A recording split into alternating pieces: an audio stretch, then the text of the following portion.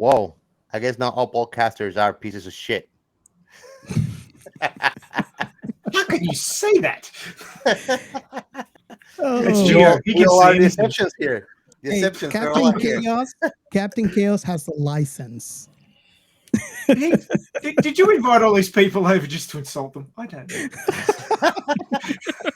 know. You know, Ray. I suppose if they hang around, Flattery, they want flattery to is be not beneath after me. Welcome everybody to our holiday special. And we are doing a first. This is the first time that we have actually two podcasts with us at the same time. We gotta celebrate our Christmas, and I hope you guys. This show is going to come up on the 24th, and I just wish you a happy holidays and a Merry Christmas, and I hope you enjoy this episode. So, should we introduce our guest? Well, before we Yes, do, indeed. I want to bring some good points that for this episode, we're going to go bottoms up on whatever you're drinking tonight. Every time that somebody says sci-fi, science fiction, or any short version of that. That way, if they're introducing themselves, the game is on. And Ray, Nice. don't worry. I know that you got our back. You're going to be our designated driver since you cannot drink tonight. I don't know what I'm driving you to do. That's the problem. Well, I'm just giving you a good excuse. Yeah, well, you can feel sense of accomplishment because you're not going to be able to get trashed. The big problem is I drive on the other side of the road, dude. So we're in trouble. Oh, shoot. When he jumps through the back window with Kevin Bacon, just hit the gas and don't ask questions. Never drive a police car up to Drax. I've got that one written down. Awesome. They probably were in flash news where he was in highway going on the contrary direction, and he catch the radio and he's seeing like flash news. There's a guy drunk driving on the opposite side of the highway. Like shit, everybody's driving in the opposite side. I'm not on the opposite side. You're on the opposite side. Yeah, I've had that argument. All right, we can go ahead with introductions now. So let me mention this. I know this is out of segment, but I just have to mention it for the Outer Remnant. I figured this is the perfect opportunity to introduce this podcast. We recorded on their podcast before, is Across the Stars. And we had so much fun. So this is going to be their first time on our show. And I just want to say thank you for coming in and thank you for giving us the opportunity to be on your show and have so much fun like we did. Yes. So Yeah, that was go a- ahead and that was a introduce blast. yourself. Oh, sorry. I'll go Drew, you first. want to go first? Yeah, I will because you're gonna. Yeah, he loves to interrupt me, so I don't know if I get all the way through this or not. But I am Drew. I am one of the. Oh, you're going first. Okay, sorry. Yeah, that's usually how it goes. And I wanted to say one thing. You said first time you've had two podcasts. I actually have two, so if you want to count my other one, this would be three. Nice. So, but If you science count your fiction- OnlyFans, it's 4. well, Okay, now you Nobody guys are likes showing look- off. okay. No, but I've had one viewer of that, and it was your wife. But anywho. Oh, wow. Anywho, where were we again? Oh yeah, our podcast. The Yeah, we're wife? across the. Okay. Oh my God. I'm starting to feel. Captain Chaos, calm down. I am actually starting to feel Gio's quote at the very start of the show. I haven't even started drinking, man. Basis in reality. I haven't even drink. Oh God. Oh. Continue. Sorry. Captain Chaos. I have to apologize for him. But no problem. We are Across the Stars podcast, and we're a chronological journey through the Star Wars universe. We are going through everything in absolute timeline order. If it's been on TV, we're going to go through it eventually. And you've all seen it in release order. We're going through it in timeline order, discussing how everything affects everything, or in another way, just how George Lucas made all this shit up on the fly. So you can answer Pretty me the much. question: how does the Star Wars holiday special affect everything else? Well, that's a very good question, and my response to that is reasons. Oh, yeah. That we'll get there to that one. I think that's going to be our own holiday special this year.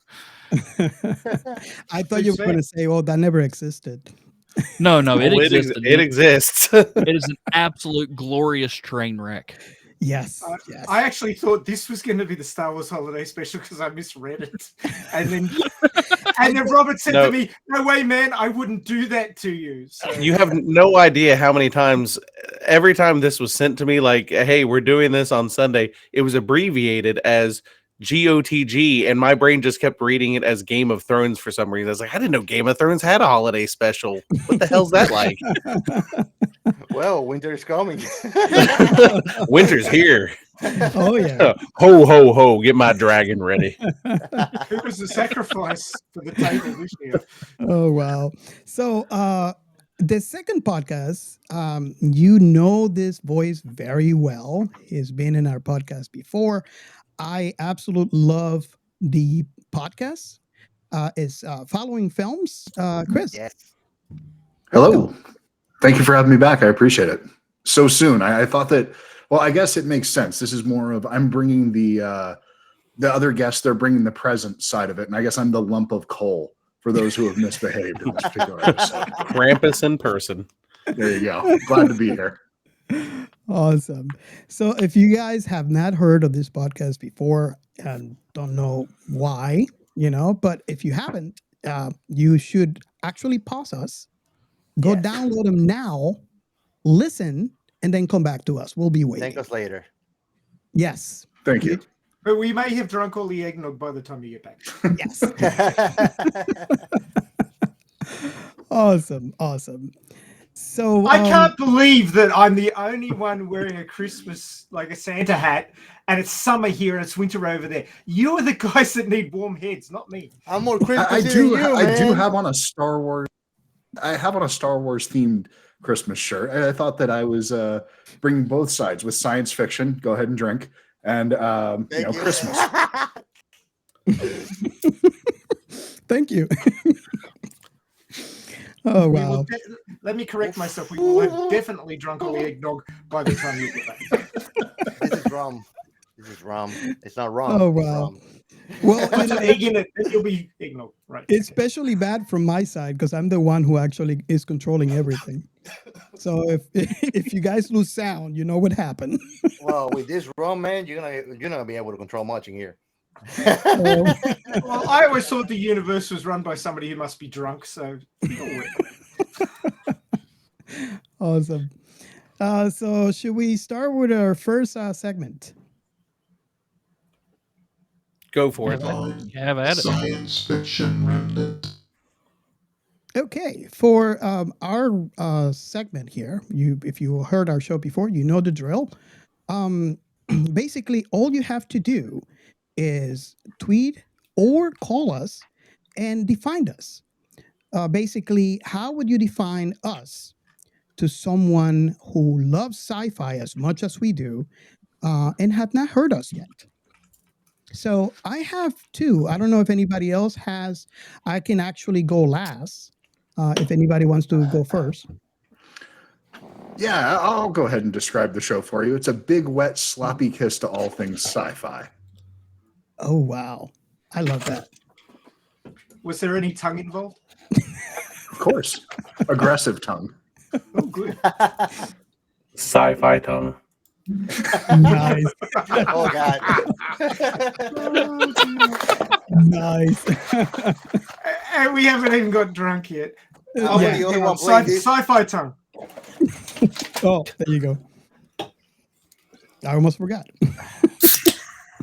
I hope We you say guys. that word so often, it just goes past. Wow.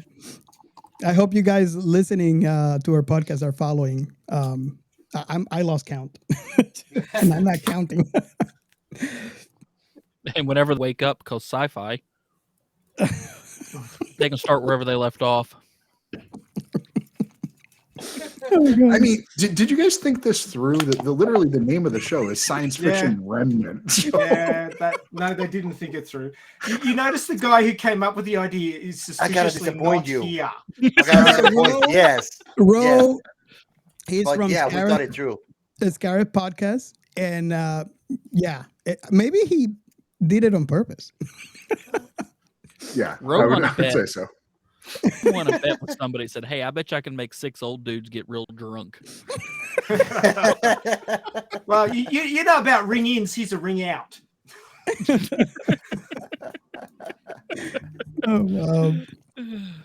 Okay, so I'm gonna go through one of my choices here, and after I'm finished, if anybody wants to jump in saying another one. So basically, Steve Horizon Brave, he goes under the tag on Twitter, My Ghost World. He says, the sci-fi remnant are those guys in high school that you made off for liking science fiction, but they all turned out to be super interesting, worldy, and knowledgeable, and now wish you were friends with. Oh, wait, I'm describing me. Ha ha. Cheers and happy holidays, science fiction remnant.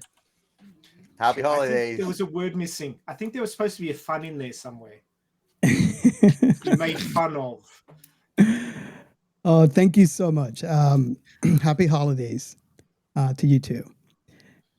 Anybody else, or should I just jump into the last one?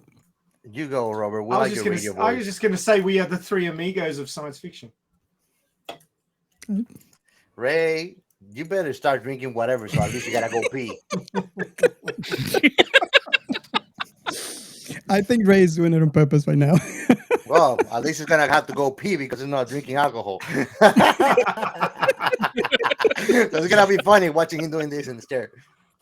My bladder flu is greater than your bladder flu. He's going to God. wish this episode is not 2 hours long. Ask Robert what it is to cross Florida through the Everglades, where there's not a single bathroom, and don't you dare stop and get pulled over by an Indian cop.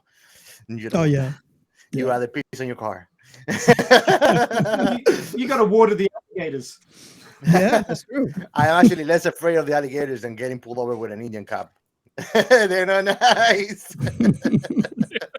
Pissing on their land? No, buddy.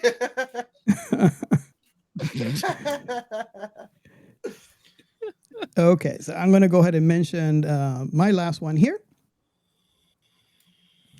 This is coming from BlokeBuster podcast.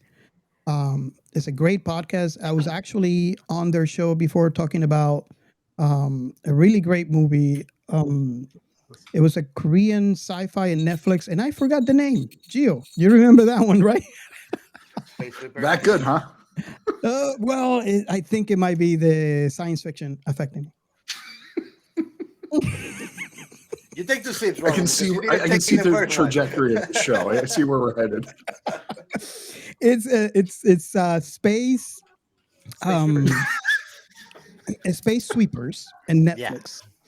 And it was a great movie. It was a great talk. So you guys should pick it up and listen.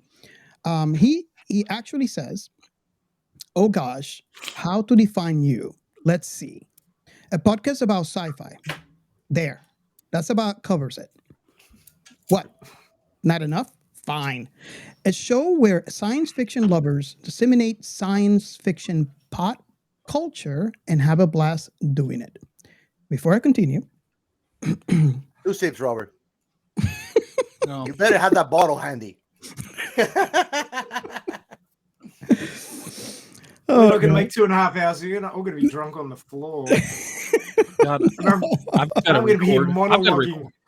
You can't ask Robert. I'm gonna Whenever I record was my with him other on the show after studio, this. This I was will pick fun. him up. oh yeah, you gotta let me know which one it is so I can listen. The Lost episode, probably. The porcelain bus episode. Oh, nice. Okay, so we're gonna move on to the next segment. We are Science Fiction Remnant. This is the Funny Science Fiction Podcast. We are the Caribbean Science Fiction Network. We are Monorats. We are One Accord Level 2 Podcast. This is Jesse from Sudden But Inevitable and Open Pike Night. This is sci-fi. And for this segment, you know the drill. We have a hashtag. It's called This is Sci-Fi. And just out of curiosity, if you include all of the interstitials that you're cutting in here, you guys all owe like 4 drinks after that thing. Oh yes. Oh god. This is full and heavy. This is pure rum. Yeah. I agree. So basically the drill is, we have this hashtag that if you are a lover or a creator of sci-fi, you Let's should be start calling following it fictitious science. Yeah, okay. that works.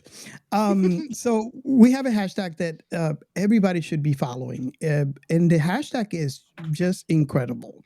We have a lot of discovery, especially for people that love the genre. So if you want to find new things, this is the place to go. And in this segment, basically what we do is we just kind of give you an idea of what we have found in this hashtag so far for this week. As far as the interaction and the engagement going on. Anybody want to go first? And I'm not sure exactly what would be your this week's exposure to the hashtag. I just gotta give you. I just gotta give you kudos, Robert. That was a great divergent commentary without saying science fiction. Jesus, dude. I'm gonna make him regret this. I am really glad I don't have to work tomorrow. Someone's gonna get drunk. Hey, it's 10:30 a.m. in the morning here. I just can't. But hey, literally, it's somewhere 5 p.m. And here it's past that. I'm really just not here. I'm really, really trying.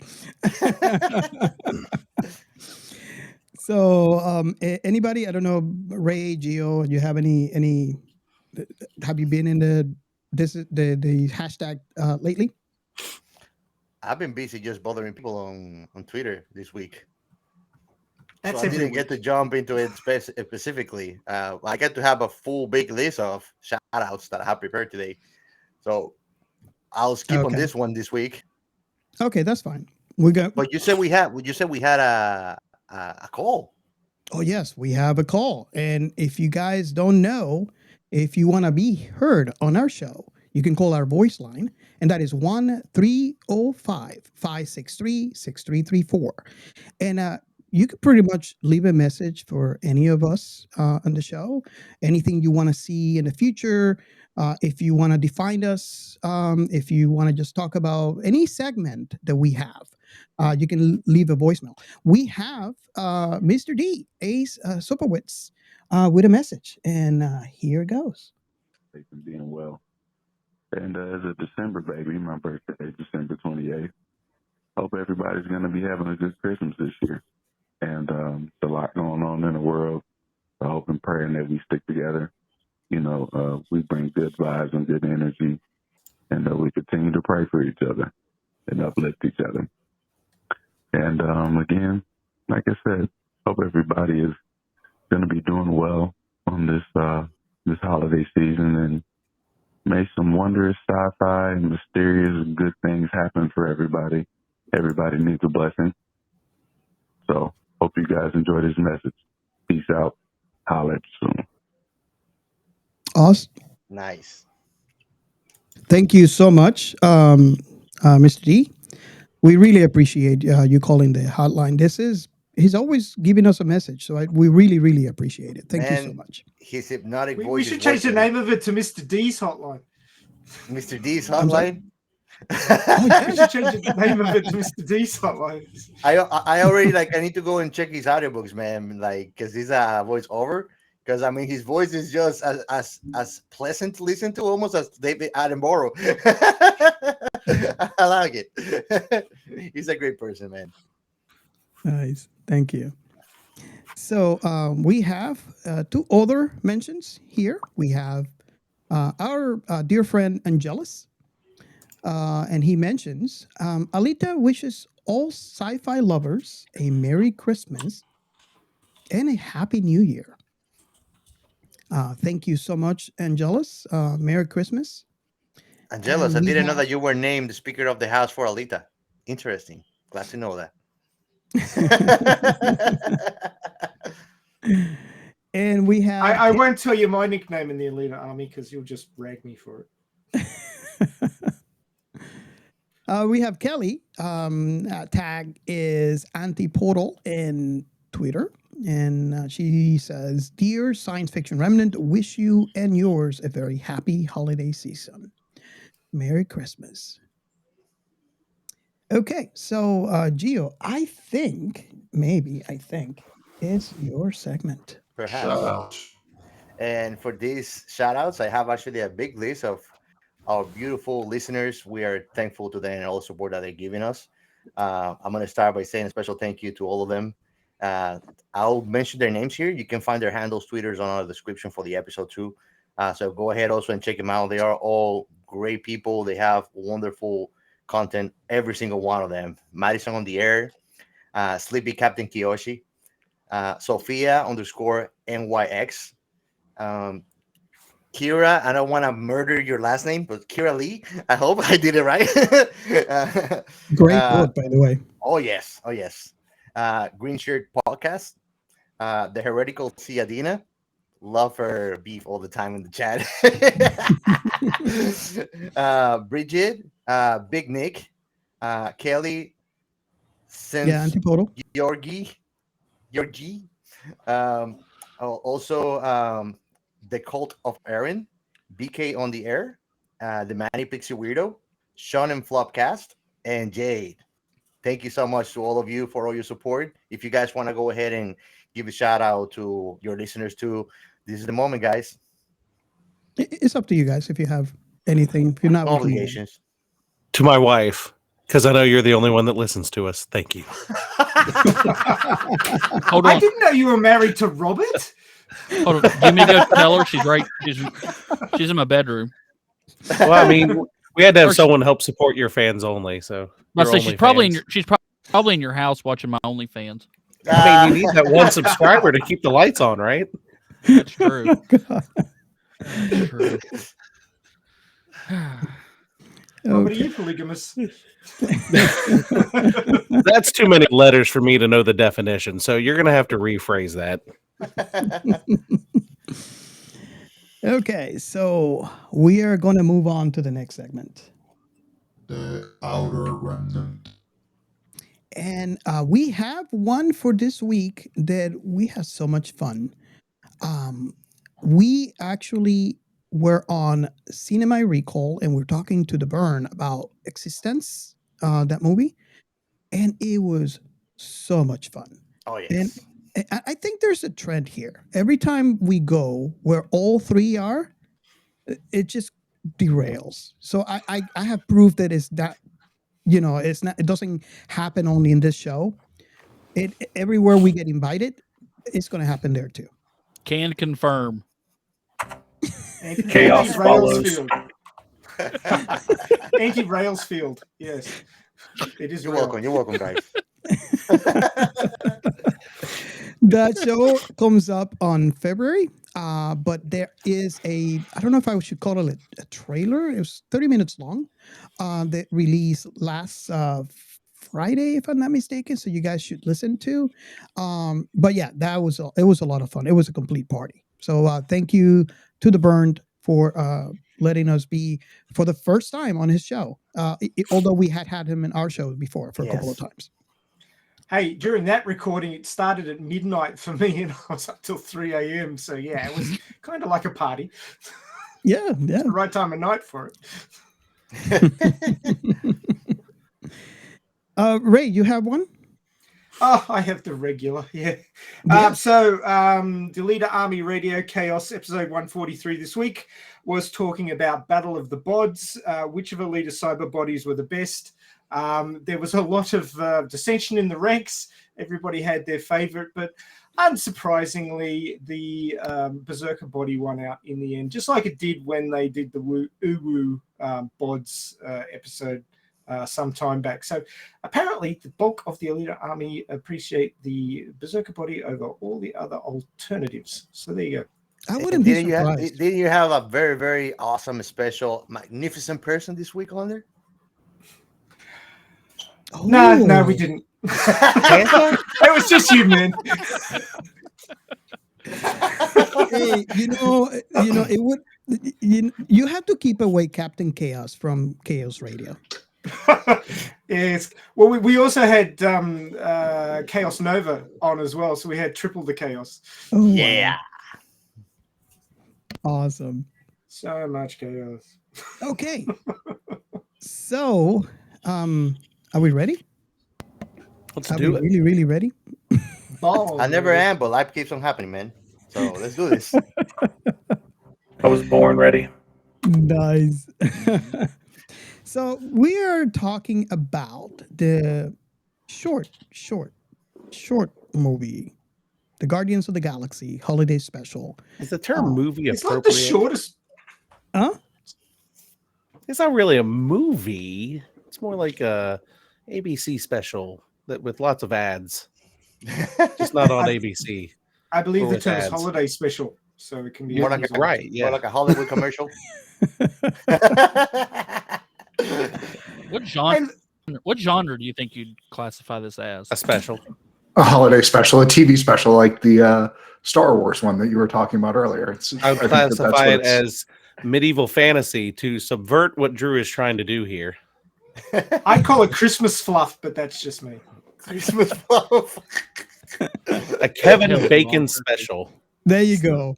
I like that. I love Footloose letters to the Kevin sequel. Bacon. Footloose in space. There you go. Hey, I don't know about Kevin, but wherever there's bacon, that's good, man.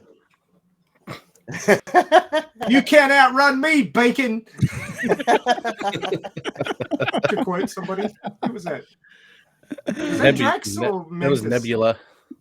Oh, I love the part that Nebula was dancing. She couldn't look creepier, man. It always gets me that that's Amy Pond. It always gets me. It's just like, wow. It always gets me that what's his name now? I can't think of it. The voice of Groot, Vin Diesel. Vin Diesel. Yeah. I can never remember that it's Vin Diesel until I have to stop and think about it. Well, in this one wasn't that bad because it was like he wasn't as tall. He looked like a basketball player. He looked like Vin Diesel. And someone put freaking steroids in his pot. What happened to Groot? he was obviously lifting and bulked up. He looked more Vin Diesel. Something. More Vin Diesel. Is anybody else a little turned on Groot? Just me? Just eyes. I thought the little reindeer ones were quite cute. Are you talking about the wood and root? Got wood, have Groot. No, we just took a turn. You're welcome. Why don't we cover the plot before you guys get so drunk that you can't understand my Yeah, plot? I think we What's should the let plot? Captain Chaos go first. The before it drunker gets- I get, my plot's gonna be better. So, science fiction. Oh boy. A long time ago, in a galaxy far, far away. Oh no, not even, man. Actually, it was in a very nice neighborhood. A bunch of guys got too much to drink because they were saying sci-fi. Oh god, Captain Chaos. So you're at the point now where you're not even trying to like cleverly weave it in. It's just you're just going to randomly start saying it whenever you want. Everybody here is going to have their bladder busting at least while I'm Oh my being God. able to talk. So basically, a bunch of guys got too much to drink, and then they stole their mama's car, and then they went to Hollywood and kidnapped Kevin Bacon because they wanted to give a very good gift to their friend, who they thought he lied. He said that his partner died, but basically he was just lying because he couldn't take the fact that she actually dropped him out. And he ended up being This is not a Christmas gift, it's human trafficking. Yeah, that practically was it, but they got caught before they crossed the border. Hey, Ray, did we watch the same movie? Because Maybe. I Wait, was were gonna we watch the supposed to Star watch a Wars- movie? Yeah. I was going to Was watch that the a Star movie? Wars Christmas special from 1977, but I'm glad you stopped me. Okay, so now for the real plot. Okay, the plot. Take it away. The Guardians of the Galaxy purchase Nowhere from the Collector and take in Cosmo the Space Dog as a new member. Well, at least now I know what his name is. As Christmas approaches, Kraglin tells the Guardians a story of how Yondu ruined Christmas for Peter in his childhood. Mantis discusses with Drax about finding a perfect Christmas gift for Quill, as the latter is still depressed following the loss of Gamora. Yes, there's a lot of detail in this background. After brainstorming for ideas, they decide to go to Earth and retrieve Quill's childhood hero, actor Kevin Bacon, who they mistake as a hero. Mantis and Drax arrive in Hollywood. He saved the town by dancing. So did Peter. He saved the galaxy by dancing. Yep. One-upmanship all the way. Mantis and Drax arrive in Hollywood, Los Angeles, where they search for Bacon. Kevin Bacon, or just like a bacon? Just Bacon, I think. Know. They went to Whole Foods. Now I'm hungry. I want some bacon. After spending time at at Garman's Chinese Theatre, the Hollywood Walk of Fame, and a bar, they acquire a map of celebrities' residences. They first beat the Autobots. Yeah. That was bad. Apparently Drax's family was killed by robots, so that's why he doesn't like robots. So that guy dressed as an Autobot he was done for. It was sad that he could not differentiate between Decepticons and Autobots, though. No. That was a GoBot. That was not an Autobot. GoBot. Are they like discount Autobots? Yeah, that was the Transformers ripoff. They acquire a map of celebrities' residences and locate Bacon's home in Beverly Hills. Bacon, who is waiting for his family to come home, is terrified by the appearance of Mantis and Drax and tries to escape. I do not blame him. I'd be terrified too. Police arrive to help, but Mantis places them and Bacon in a trance before taking Bacon with them. As they return to Nowhere, Mantis and Drax are disappointed to learn that Bacon is an actor and not a real-life hero. They were like trying not to vomit. They really don't like actors. Later, the Guardians surprise Quill with a Christmas celebration, but Quill is horrified to learn that Bacon has been kidnapped, demanding that he be returned home. On the Guardians' new spaceship, the Bowie, Bacon learns that from Kraglin how he inspired Quill's heroism and decides to celebrate Christmas with the Guardians before returning home. After the celebration, Quill reveals to Mantis that Yondu eventually changed his mind about Christmas and gifted him a pair of blasters, which now serve as his primary weapons. Mantis confides in him that she is Quill's half-sister after years of refusing to tell him the truth out of fear of reminding him of his father Ego's misdeeds, to Quill's surprise and elation. But more than that, Mantis ate all the nuts. Oh, yes. That was the side story. Yeah, Mantis ate the nuts. and the only one who was actually upset about it was Drax. I thought that she was going to actually confess to him that she ate all the nuts. I thought that she was a sister. Hey, I was I'm not gonna kink disappointed. They went really hard on the comedy in this one, in case you hadn't noticed. Yeah, I would have been like, I know what you did there.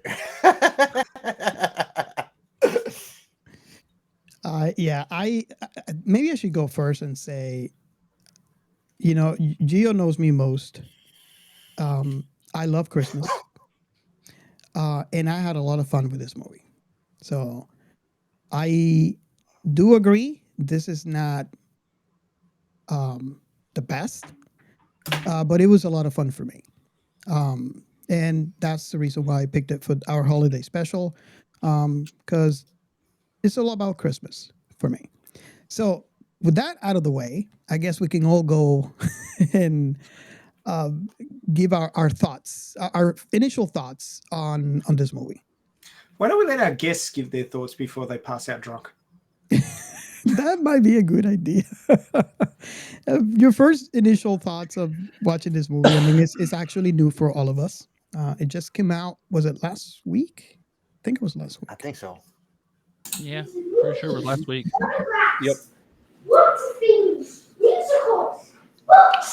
I can go ahead and go if no one else is going to jump in. I don't mind. Okay. I think the best way to gauge something is by what they were intending to do. Was James Gunn successful in making a silly throwback kind of Christmas special that's supposed to be really light, fluffy? You're not supposed to take this thing seriously, which, by the way, anything with a talking raccoon, you probably shouldn't take that seriously anyway. So self-important comic book stuff is not really my jam, but this is. I really dug this. I'll kill you. Don't ever call me a raccoon. Exactly. It's fun. It knows what it is. I think it's to the point where they hire Kevin Bacon, and something that he's often made fun of for is the Bacon brothers and his music stuff, and they have him do songs in it. It's just from top to bottom. This movie is a lot of fun. There's a lot of heart in it. Yeah, I had a great time with this. I see people complaining that the stakes weren't high enough in it. And in fact, I hope that Marvel takes this as a lesson and drops the stakes in future projects, because I feel like the stakes have gotten so high that you can't, blow up the world every 5 times a year for the next 20 years. So to me, this was a welcome, kind of like when you go out to eat sushi and they give you the little thing in between, and so that you can clear your palate. This was a nice palate cleanser for the MCU before whatever horse shit they roll out next. Just my thoughts. Yeah. Horseradish? Horseradish. Probably not what they're using. But... I would have to agree with that 100%. The only bad thing that I can say about this movie, from my perspective, is that it was only 30 minutes, and I honestly did want it more. But then that's just my opinion. But you're just on the spectrum of the people that Chris just mentioned. You just can't get enough, man. Yeah. I concur with Chris too. I mean, I think that the movie was wholesome, and I mean, being Guardians of the Galaxy, that's a given too. They bring you that home feeling. Chris Pratt character Pete is just 80s completely from bottom to top, and it gives you that melancholy and that longing for those good times. I always, even though I was born at the end of it, I always reflect back into the 80s and everything about the culture as better times. They were better times, more innocent, more happy, less malicious. More cocaine. Well, yeah, cocaine being a while already there. And if you're in Miami and they talk about snow, it's not cocaine, it's donut frosting. Donut frosting. I just had a donut, all right? Shit done in the 80s. Yeah, I was in Miami in the 80s. Got so much shit done, or was doing so much shit? Yes. Why not both? Yeah. Like Bilbo Baggins says, all of them at once. Breakfast, second breakfast. You get the munchies. That's what happens when you smoke a lot of Old Toby.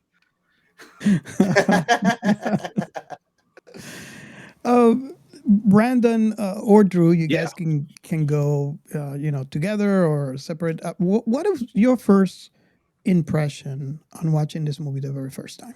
I'm going to go ahead and go because Drew can't trample me here. It's not his podcast. So anyways, you'll be I liked it. Later. Don't draw Let's Drew see, into when do we record again? No, I mean, so personally, like, I really like Marvel stuff. Like that's one of my top 5 franchises is the Marvel stuff. And I don't like everything that comes out from Marvel. I mean, I will acknowledge there is some utter bullshit that comes out of Marvel sometimes, but I like this. I mean, it is what it is. It's not supposed to be high stakes like you were talking about. I mean, it's a Christmas special, and like I've seen some people get really bent out of shape online since this came out, especially like with the whole Bucky's arm thing. Like that's just a gag from like 4 movies ago, and it's just supposed to be a nice nod in there, and people are like, how did they get Bucky's arm? Where's Bucky's arm? Chill. It's a Christmas special. I mean, it was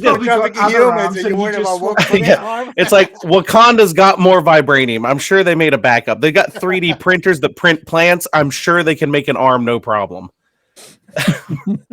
But I mean, yeah. I mean, personally, I would have liked more of the other cast, other than it being 75% of Mantis and Drax. Yeah. But I mean, I don't have anything against them, but I would have liked some more Nebula humor and some Rocket humor in there. But that's just my preference. It is what it is. It was a light holiday focused special, and I liked it. Awesome. I would have to agree with you 100% in there. It was about the true identity of Kevin Bacon. He's not the invisible man. Is it just me? Another Bacon movie?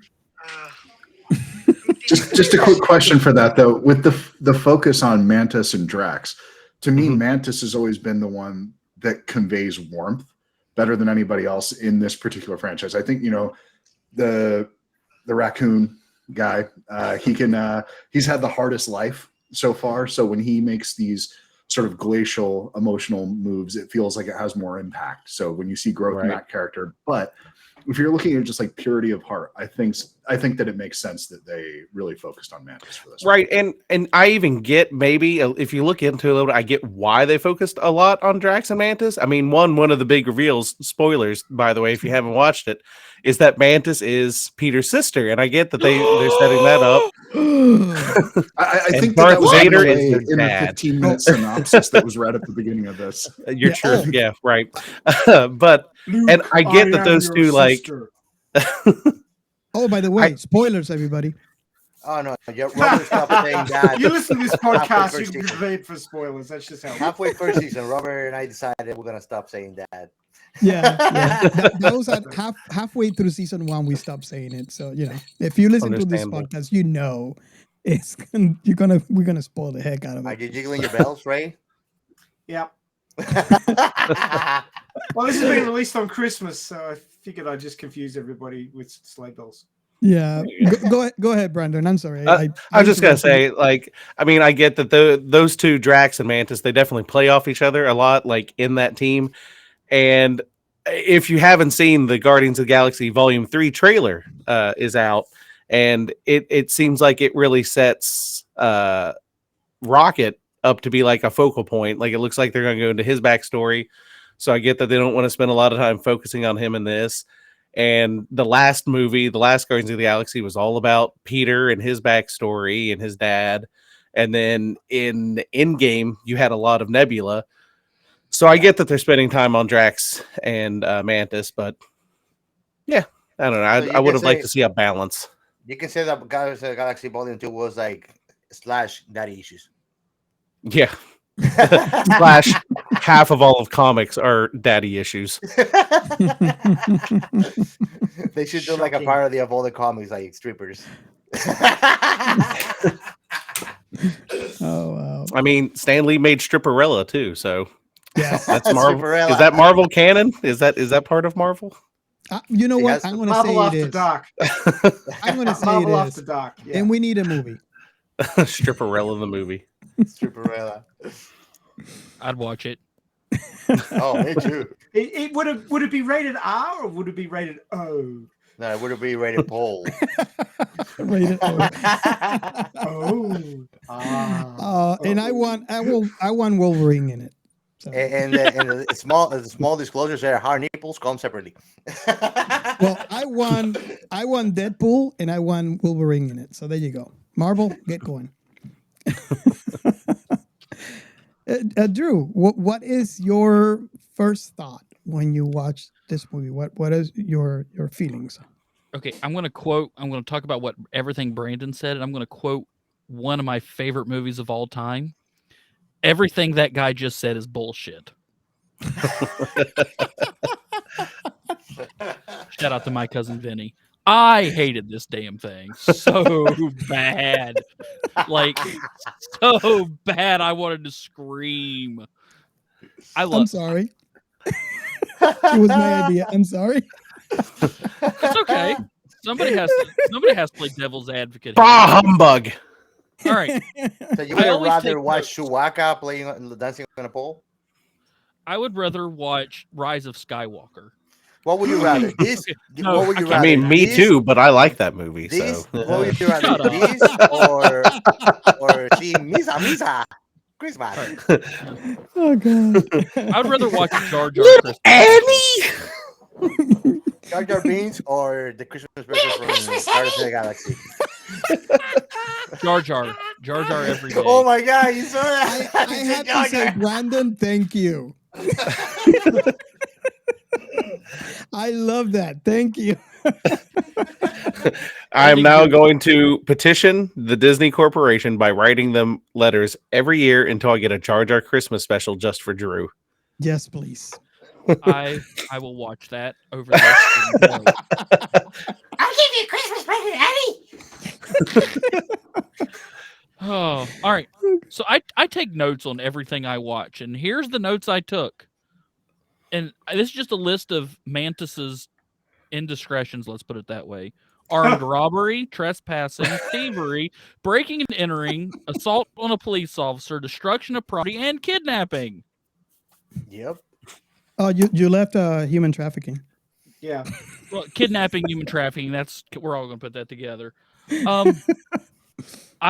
My wife hates it because I poke holes in movies, especially plots, all the time.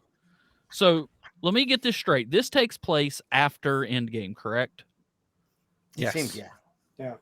Who in their right damn mind is not going to know who Mantis and Drax are at this point? Most of the people that didn't see the fight. Okay, everybody's going to know about it. The Avengers, yada, yada, yada, the big fight, blah, blah, blah. Everybody's going to know. I mean, I get what you're saying. Who they are?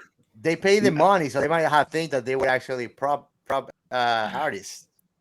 Well, okay, so at the big fight that we all know, like the back of our hand, the one from Endgame, what humans that weren't in the fight saw it other than the viewers? And nobody heard about it? What? There was a chick with antennas and a big blue dude with 3D tattoos. Oh, I know exactly who you're talking about. No one's gonna know who they are. But I do kind of agree with you in the sense of who on that planet would be surprised by a spaceship at this point. Yeah. You know what? I would have to agree with that too. I mean, I do agree. Maybe not everybody recognizes them. Maybe not everybody recognizes the ship. But a ship shouldn't be taboo. At this point, right. I mean, at this point in the MCU, there's a hand coming out of the Earth. I just want to point that out. Yes. There's a giant fucking hand sticking out of the planet Earth right now. Whipping everybody off. Yeah. Oh, hang on. Did I have to like hit? No, we're R-rated thanks to me, man. You know, thanks to Captain Chaos, we are actually explicit. So you know. Okay, hold on. Back up. Just saying. What are you talking about? A hand? Did I miss something? In Eternals, turns out the Earth was a giant egg. That crap. Well, let me go ahead and sum it up. Earth is an egg for an Eternal, and the whole movie's leading up to an Eternal coming out, and he was starting to hatch, and like the top of his head and his hand was coming out, and they stopped it, and now there's just a giant like coming out of like the Indian Ocean or some shit. Yeah. Sounds great. This movie did have you idiots! You blew it up. Hang on, wrong IP. Sorry. This movie did have something that has my new favorite Christmas song, the first one they played. Yes, I love that song. Like in my notes, I say I want this single to play at my house on Christmas Eve. Yeah, it will. Nice. I'm going to put it on my Spotify playlist. I don't understand Christmas, but it's here. Or maybe it's over there. Yeah, or maybe it's there or somewhere. All right. So yeah, I didn't care for this. I've got more notes tearing it apart, but I'm not going to read all of them. Yeah, I didn't like it. So, bah humbug. I mean, I'm also a USPS mail carrier. So, is it January yet? Well, man, do you say because you want it to be over, or because you want to get all those cards with the tips and thank you, mailman? Because of relativity. You think people do that? I mean, I do, so I guess. Because of relativity, it's January summer in the universe. Yes, that's true. Yep. Drew, I just sent you a picture of the hand and head coming out of the Earth in the MCU now.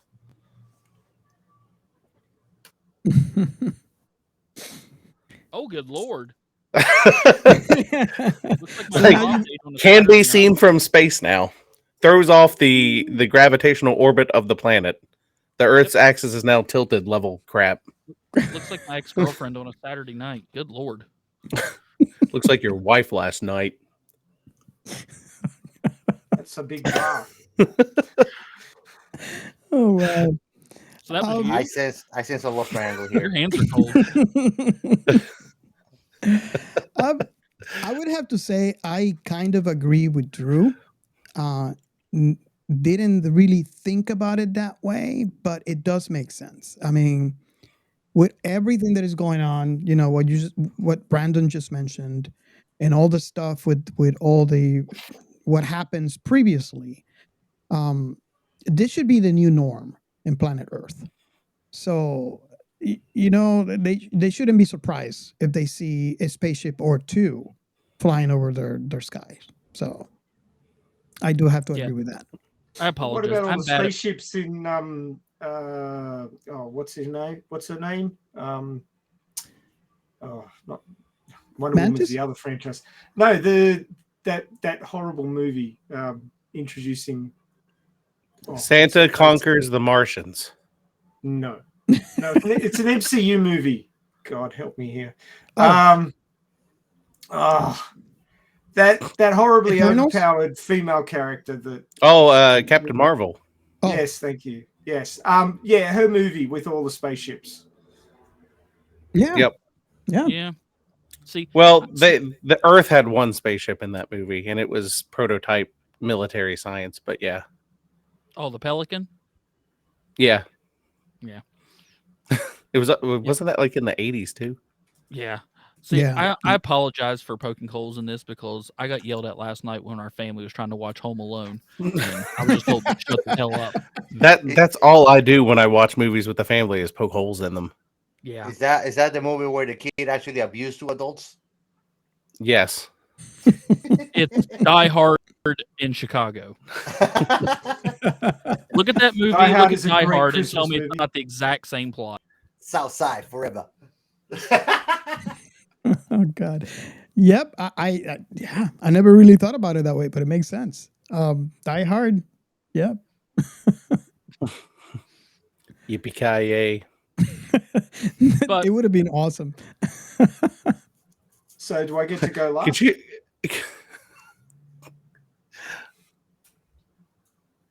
You can. Nobody holds. Excellent. Cool. I like this overall. It was supposed to be lighthearted and fun, which it was. They played really hard on the fish out of water trope of Drax and Mantis going to Earth and not knowing what they were doing. But they somehow managed to stumble through and achieve their end, which of course broke many, many laws on the way through, as Drew mentioned. I don't know that human trafficking has a lot to do with Christmas, but Slavery. I don't know. Some of the humor was a bit flat, but a lot of it was quite good. I really like that Quill gave Plant Boy, what's his name? Groot. Gave Groot a little hand console thing for Christmas, because it feeds back into the second movie where he was sitting in the starship playing games and going through a rebellious phase. Oh yes. I've always liked Guardians of the Galaxy, just to expand my commentary a little bit. I love the It's full of 80s. What way do you like it? Exactly, but also the way all the characters were different and the way they played off each other and the way that it was that sort of superhero group that shouldn't be but is, because it works, but nobody can explain why. But I really feel it's lopsided without Gamora. It really does kind of feel like they've lost something important to the mix. She was such a strong presence, and now that she's not there, it really does feel like it's lopsided to me. That's just my personal opinion. I'm not entirely sure where the space dog Cosmo came from. I feel like they need After to fill credit that in a bit. scenes. Really? Yep. Did I miss after credit What scenes was somewhere? it? was it the first Guardians of the Galaxy that they showed him? He was in, or she was in the collector's collection. Oh yes. Yeah. And then when his collection got blown up by the Infinity Stone, Cosmo was out, and yeah, it was after credits. She was licking Howard the Duck, like Howard the Duck was there too. As you do. This is a sci-fi movie, right? I mean, come on, who hasn't licked Howard the Duck? Let's be honest. I mean, his wife's ass was called Howard the Duck, so let's just get that over with.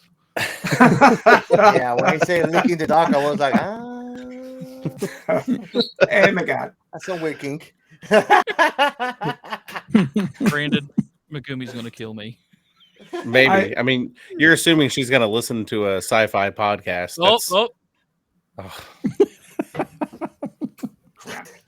That's true.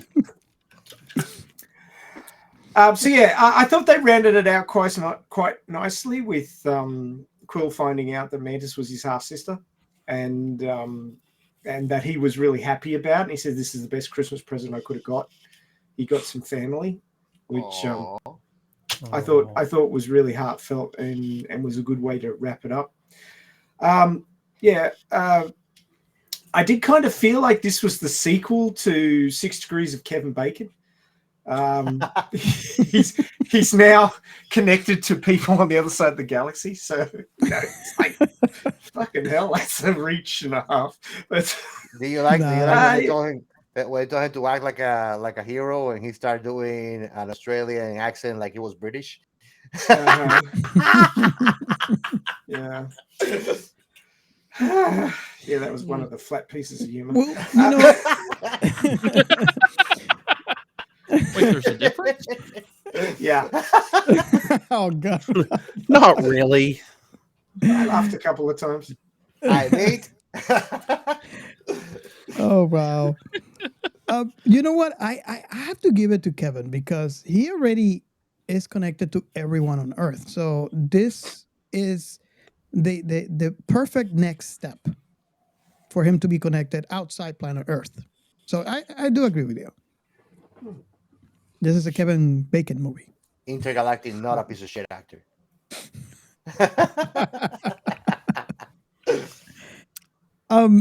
You did say something about how Mantis mentioned to Peter that she was the sister to him.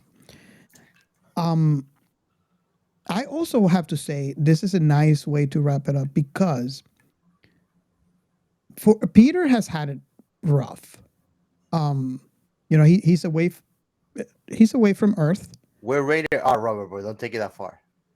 Well, he lost Gamora. He's away from Earth. Okay, that rough. His father was a super villain who killed his mother. Exactly. I mean, you can sum up Peter Quill with he's space Peter Parker. Everything that happens to him is terrible. Yes. Nothing good ever lasts for him. Yeah, that's true. So I feel this was really nice. And, for all of you who don't know by now, I am an empath. So I felt horrible for him. And this was,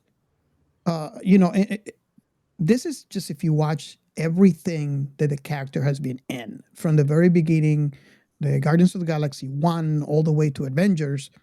It's, he had the short end of the stick, basically. And he had the poopy end of the stick. Exactly.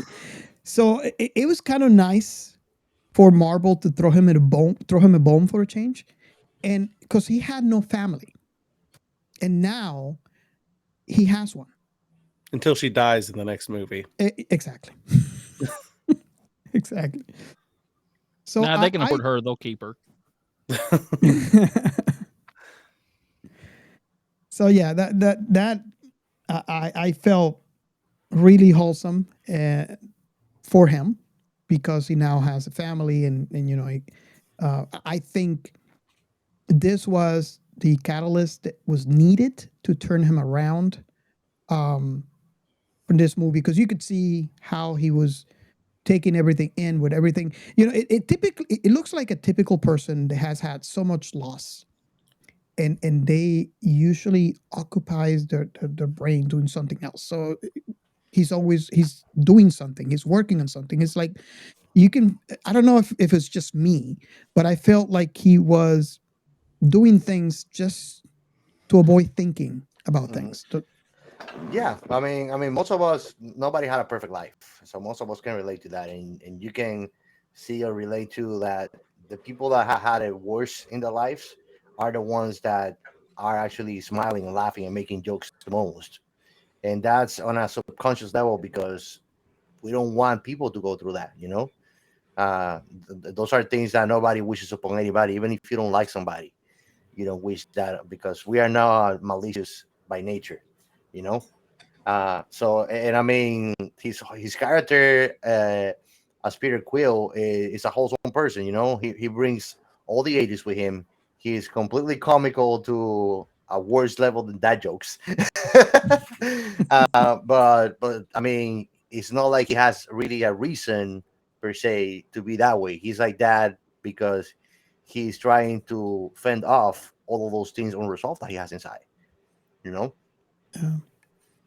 And I mean the union and the chemistry that he has with everybody on Guardians of the Galaxy is the real definition of what a family is. That's what I say that this was wholesome on a complete level, is because it gives you that sense of family that it doesn't really extend only to blood related, but really at heart to those people that have your back one way or another.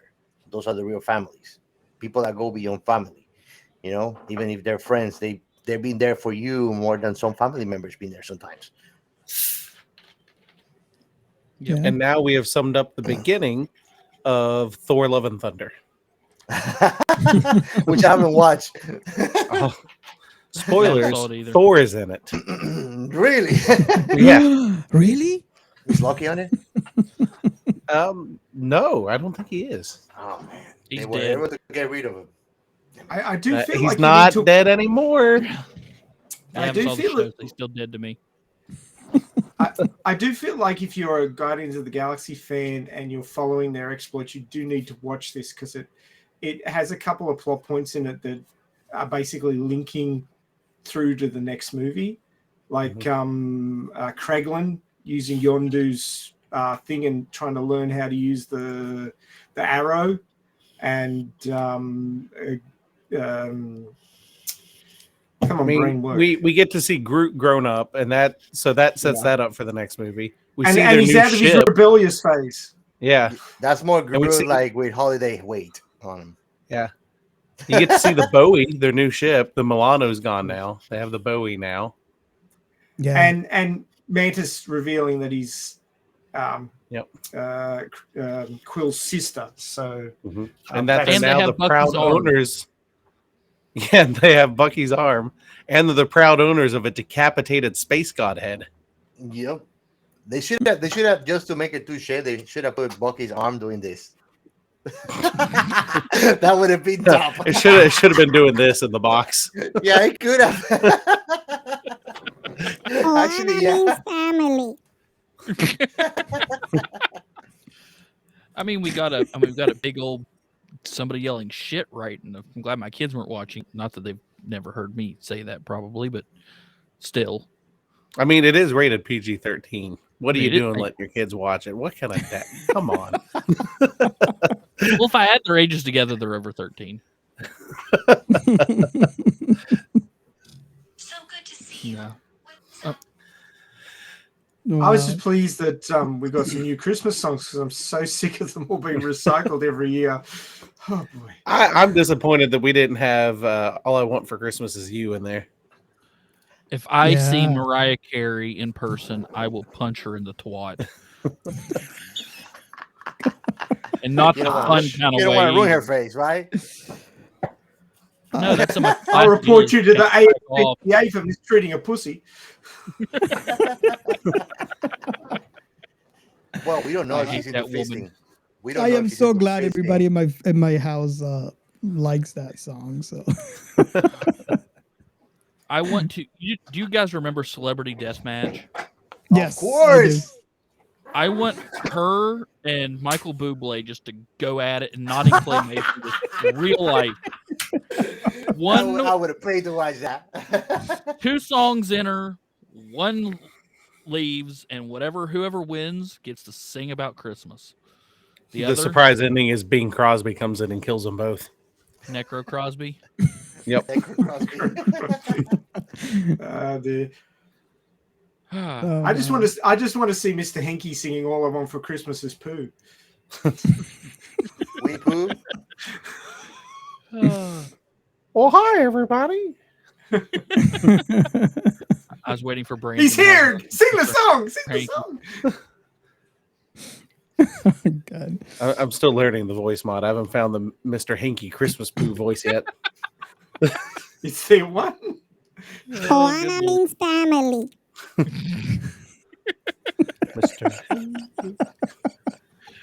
But yeah, the music in this was really good. I will absolutely wholeheartedly admit that the 2 soundtracks to the first 2 movies were just brilliantly put together. The old 1970s is a great band. I love them, and that new Christmas song is already on my playlist. Oh yeah. That's much to say for somebody that said I hate it. Well, okay, the plot, the acting, the visuals were but I like music. Yeah. See, there's a little bit of something for everybody. All right, to come back to 2 other points, about how this was like Mantis and Drax centered. Could it also I be recall because, making that point. Yeah, I was pointing at you. Sorry, nobody else can see that I'm pointing at Brandon here. Wait. My brain, this is the way it works. Could it also be that this is a smaller, lower budget thing, and these are the 2 that we can really feature and have to pay the most, because we didn't get a whole lot of Peter Quill in this. Not a whole lot of Gamora, not a whole lot of I know we said they weren't in it a lot, but that could also Was Gamora in it at all? Well, I don't think so. not Gamora. You know Nebula. Sorry, Nebula. Oh, okay. Let me say something that might make sense. But this movie was shot during the production of Guardians of the Galaxy Volume 3. So they were already in custom. Yeah, and I mean, I'm not an actor, but I would assume that when they signed their contracts, this was already slated in their contract that you're going to do this many movies and a special for this amount of money. Yeah, that's what I'm saying. Well, I'm saying even if it was filmed during 3, if you say you're going to be doing this, and you're going to be, the tour of it. Oh, I want more money for it. You can pay Drax and Kevin Bacon. Nebula or Mantis. A little less than you're going to have to pay Kevin. Well, yeah. Kevin Bacon did it. Kevin Bacon did it just for the screen time. Let's be honest. Just watch to his house. He needed the money. I mean, he even got his wife a little voice cameo for a second. That was hilarious. Because one of my notes was when they broke in the house, where's Kira? Why is she not home? I want to point out his Christmas tree made me jealous too. I want a tree like that. Yeah, and he just dumped it on the ground as a. Yep. All right, left it for the roadies. Trash, another one's outcome. My other thing is, I will fully admit that I quit watching the MCU the second they killed off because I just lost interest. And once the original ones I realized are not coming back. I'm one of those that just, whatever. I'll probably I watch Spider-Man. That's about it. I love the new one. But so let me ask a question, and then I'll have a follow-up. They are bringing the X-Men into the MCU, correct? Eventually. The first official X-Men to be in the MCU, it looks like it's going to be Deadpool. Yeah. Okay. Okay. So actually, okay, I know you're trying to get to a point, but now I can't let it go. Technically, all of it already is in the MCU because of Spider-Man No Way Home. They've now established that the multiverse exists. So all the Fox X-Men movies exist in the MCU in a parallel dimension that goes along with the MCU. In this universe. There are no X-Men yet, but they've established they've established mutants now in the MCU with Miss Marvel and Namor. How do you feel about Deadpool though, Drew? I want to hear your opinion about that. Deadpool? absolutely loved Deadpool 1 and 2. Saw them both in theater. Nice. Yeah. Me too. Yeah. My kids loved Deadpool. I am I didn't know about 100% Deadpool until Robert lying. made me watch him. I am 100% That lying. movie. Hey, Gio, I'm sorry. I apologize for that. I would have thought they'd be right up his alley. Wait, who doesn't like Deadpool? Oh, I love it. Oh, let's say. I just didn't watch it. I didn't know Deadpool 2 was old already when Robert told me, you never watched Deadpool? I didn't know there was a movie. Yeah, I loved it. And no, I have not let my kids watch it. They are 10 and 7. I was going to say, I'm like waiting for that, you know? My wife watched the first one and just, was not about that.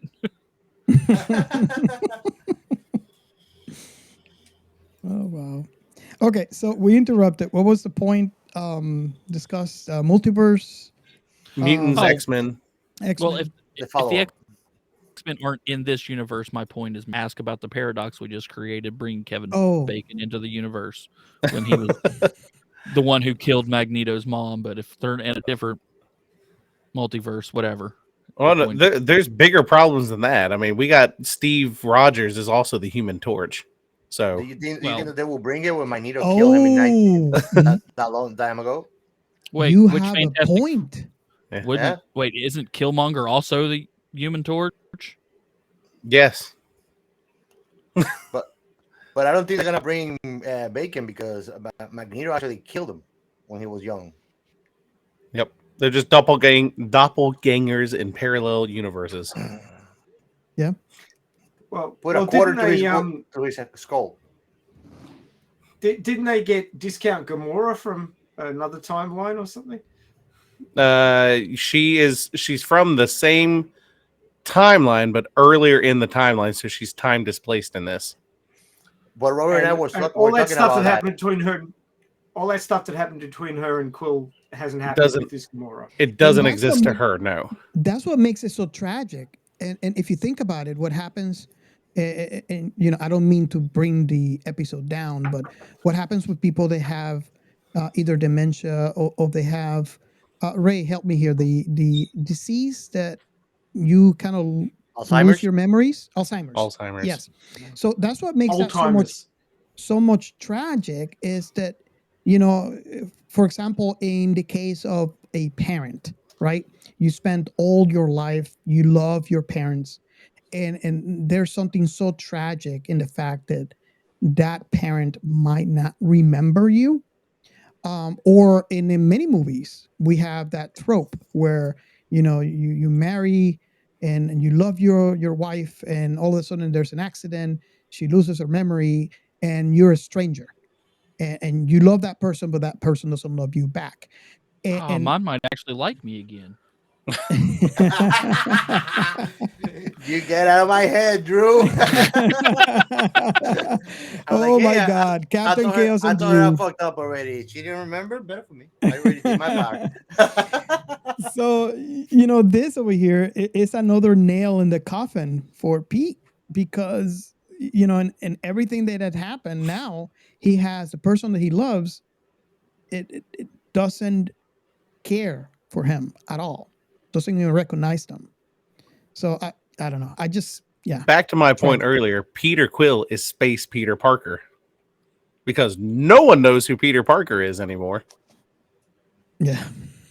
I don't think that Peter Parker is as comical as Quill, though. What is it? I don't think that Peter Parker is as sardonically comical as Quill, though. Oh, he tries to be, but no, he's not. He's just tragic. I feel bad every time I read a Spider-Man comic. You ever want to feel better about your life? Just read some Spider-Man comics. Nah, if I want to feel better about my life, I just gotta watch Spider-Man 1 when he's crying. Okay, I can cry better than that. Gio, if you want to feel good about yourself, just watch The Last Airbender, the movie. Which one? Awesome. They have comics. They have comics in the series, man. They have Legend of Korra. Don't do it. What are you talking about? Love that. The blue people? Avatar, the blue people? That's not about The Last Airbender. I'm like a replica, man. When you talk to me about things that don't exist, I just cannot see them.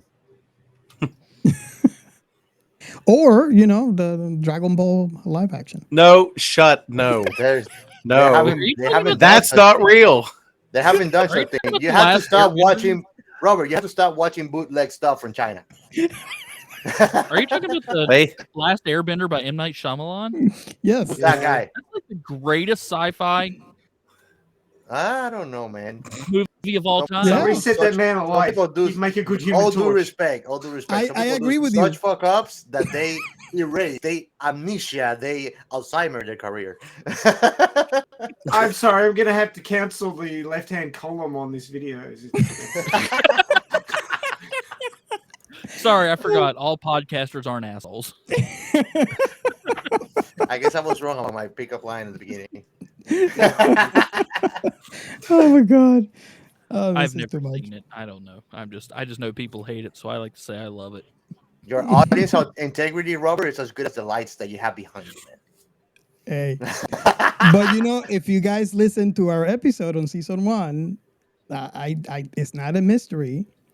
I did like the movie, but I explained on that episode, and Giancarlo is my witness here, that I had not seen the original. And after seeing the original, I agree. So yes, just to put that out there. Because It's all you're gonna go comparative is what you're saying. download that episode and hear me talk about it. There you go. Remember why we didn't do the Time Traveler Machine? I think that movie is way better, Oh god. even though it's Wow. nothing to do with canon. Yeah, I did that. I think I did him wrong. We were gonna do an episode on the time machine, and I let him watch the last movie instead of the one in the 60s.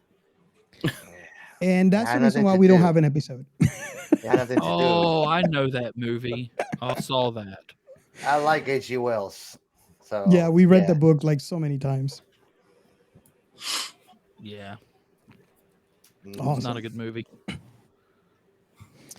Okay. Speaking so- of not good movies, Hey, there's no such thing as bad publicity.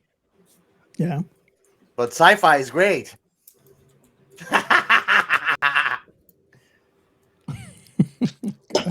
Chris, we know that you're low-key playing there, not being able to drink anything, not even to go pissing.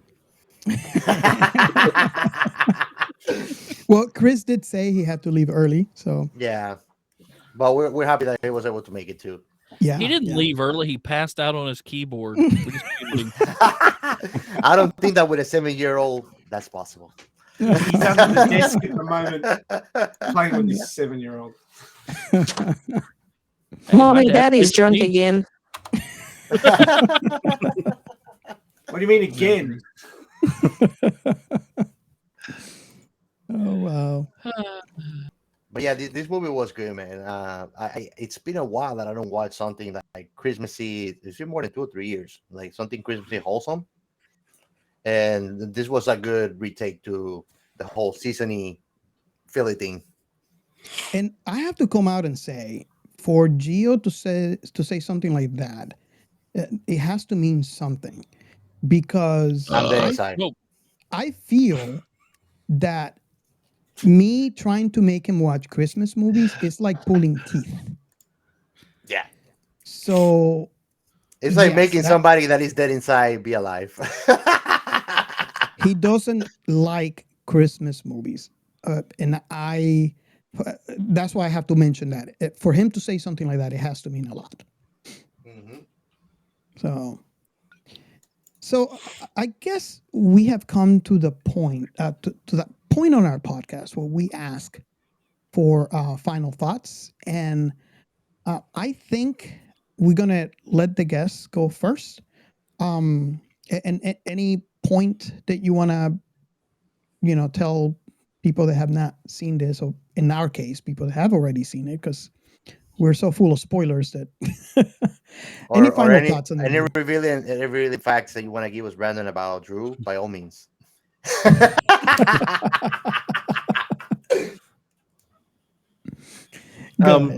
Okay, I'll go first. Well, no, you go first. I went first last time. You go first. That way I can shit all over whatever you say this time. Oh, Drew, that's so nice. You can feel the love.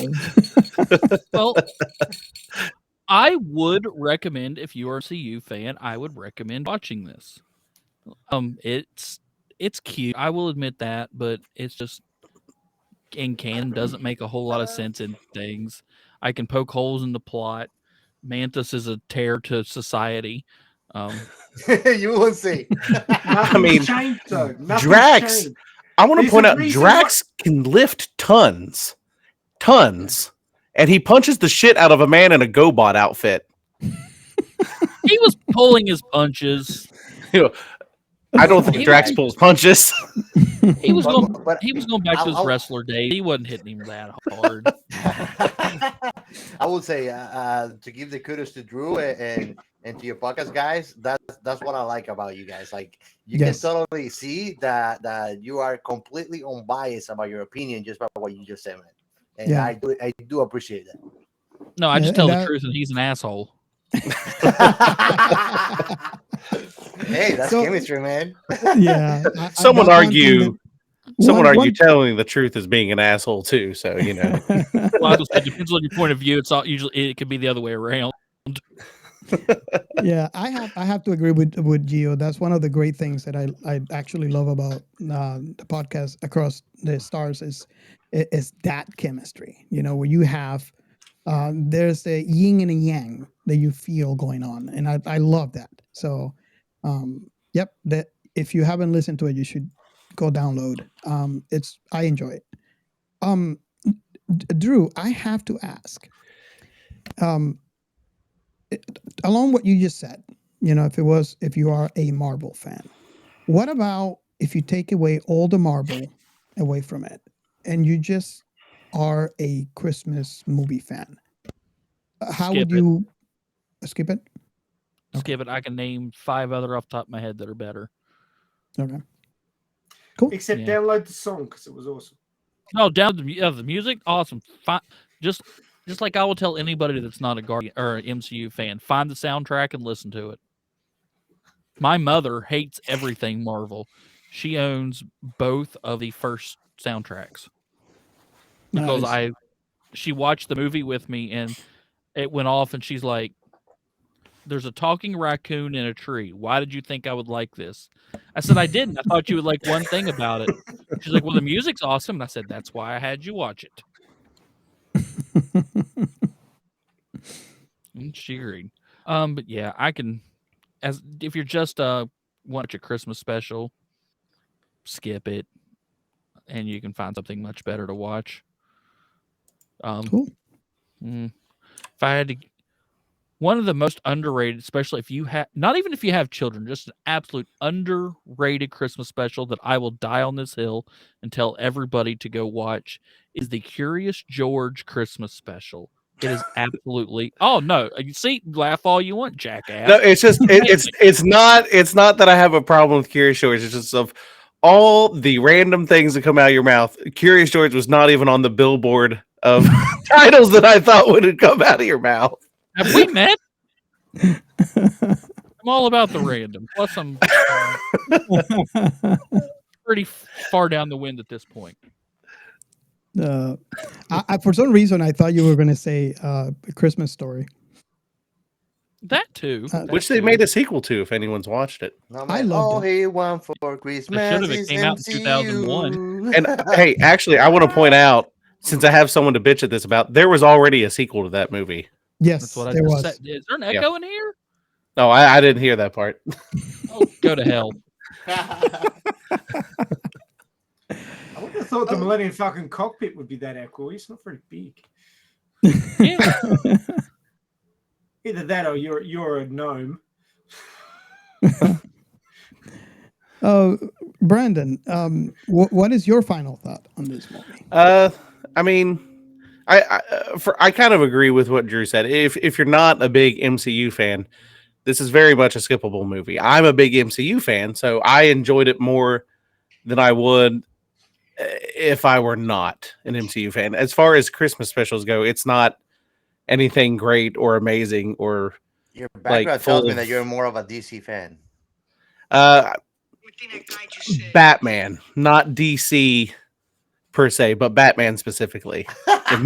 Most of DC I don't like, but Batman I like because he's got the best superpowers of all: paranoia and money. Yeah, But crazy ass motherfucking rich man with a broken But- back. So Bruce, what's your superpower? Huh? I'm white and rich. He's the male version on the steroids of Karen's. Wow. But yeah, I mean, and just a couple other things. One, I give this movie props. I can't believe no one else brought it up, but I give this movie props because it got in a reference to Santa Claus Conquers the Martians, and that was in there. Yeah, one of the worst movies ever. If you've never seen it, it is infamous for being one of the worst movies ever, and Kevin Bacon's just sitting there digging it and laughing at it. And if you've never seen the Mystery Science Theater 3000 episode to it, go watch that. It's perfect. It got in a reference to Galaxy Quest as well. Yeah, Yeah. I was just gonna say that. I was like, holy crap. And also, as a music nerd, I got very ticked off. I should have paid attention in the credits, but I didn't. To whoever did the music, and legally, I guess they're okay because Disney owns both of these. But the music that they played when Drax and Mantis are chasing Kevin Bacon down the street and they're like jumping through the bushes, they straight up stole that from Nightmare Before Christmas. The that's the Christmas Eve montage song from Nightmare Before Christmas. And I know that like the back of my hand because I've listened to it a bajillion times. I thought that. Okay, I thought at that part, I thought it was like playing like in the yards. No. That was the actual like soundtrack to the movie, and they even play it again in the credits. Like after the like singing song cuts out, they transition and it starts that song. It's like da da da da da da da da da da da da da, and then it transitions into something else. But it definitely starts with that Christmas Eve montage. And that goes back to my budget cutting comment. which I guess Disney owns both of these, so they're in the clear. But also one other thing, Yondu in this movie. No, we didn't talk about Yondu, but personally, I like Yondu, and that's one of the reasons I like Guardians of the Galaxy 2 is they put Yondu in a good light. He wasn't a terrible guy in the first movie, but they definitely gave him his redemption arc before they killed him off. And if you just watch the beginning of this movie, I hated it when it started because it kind of had that like low budget, like SNL 1980s cartoon like thing at the start, and they made Yondu just look like a big. And like it just, I didn't like that. But then at the end, Peter reveals that he didn't know the whole story, and it puts Yondu back in the good light and shows him as a good father figure that Peter needed in his life again. And I was like, yeah, they put Yondu back in the spotlight for me. I like that. Killing Yondu was a mistake. You know, it's very hard to have a redemption arc after you're killed off. Right. Unless it's Weekend at Bernie's. That movie. But it's my favorite movie. But it's no I sci-fi. love that movie. I'm not gonna lie. I love that movie. It's not sci-fi. Yes, I know. I don't know. I feel like reanimating the dead with music is pretty sci-fi. You know, you have a point there. Zombies are sci-fi, so you know. That's two. That's Weekend at Bernie's 2. Oh, God. I'm not painting myself in a good light here, am I? The fact that I know that. Yeah. Oh, But yeah, ending thought. If you're an MCU fan, you have to watch it because it sets up stuff. And if not, don't feel obligated to turn this on. My feeling, if you're an MCU fan, it's either or. But if you're a Guardians fan and are following them, you absolutely have to watch it. The reason I say MCU is because there's non-Guardian stuff that's tied into it, like Bucky's arm. Like, why is Bucky doing one-arm push-ups? Yeah, it's canon, and I don't know that they'll address it in Defenders, which is when we're slated to see Bucky again, but it is canon now. So. I reckon he'll show up with a different arm. Yeah, I would like him to show like them putting a new arm like on, like you got some Wakandan scientists there putting it on, and you're like, what happened? You're like, listen, there was a hell of a night. I made out with a tree. There was a talking raccoon. There was a case of vodka, and I woke up. My arm was gone. Oh, you're all talking about the movie, aren't you? Oh, There was a giant fucking Smurf, and she chased me and took my arm. Oh, wow. Nice. You know what, you guys, I would have to agree with you. I think listening to your comment and your final thoughts about this movie made me realize, I guess, the reason why I love this movie. Because I do have to agree. If you are a fan of Christmas movies or Christmas specials, you should skip it. I love Marvel and I love the Guardians of the Galaxy. So there is no excuse for me to watch this movie when you add Christmas to it. So I guess I would have to agree 100% with you guys. If you are a Marvel fan, you have to watch these movies because, another reason is like there's hardly any Christmas related sci-fi movies. Santa Claus conquers the Martians. Yes. What else? It was, this is the conversation that me and Gio has been having. I mean, there's others that are more towards the horror genre, and I don't like horror. Yeah. You love a movie with bad noodles. Yeah, and you have to pay them. All right. Gio always gets me on that because I like Alien. But yeah, I love Christmas movies and I love Marvel and the MCU and Guardians of the Galaxy. So there's a lot of reasons why I would love the special the holiday special that we watched. So thank you for giving me that perspective that I didn't know. Basically that's how I feel, the reason why I love this. And I wish there was more. I just, like I said at the beginning, it's only around 30 minutes and I wish there was more. And I've seen this probably 4 times since it came out. Oh, wow. Yeah. So I guess we're down to Gio and Ray. I don't know who wants to go first. You go, Ray. You're in the Final future, man. thoughts?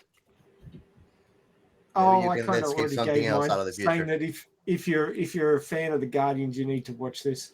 If you're a fan of Kevin Bacon, you need to watch this. He's rather amusing.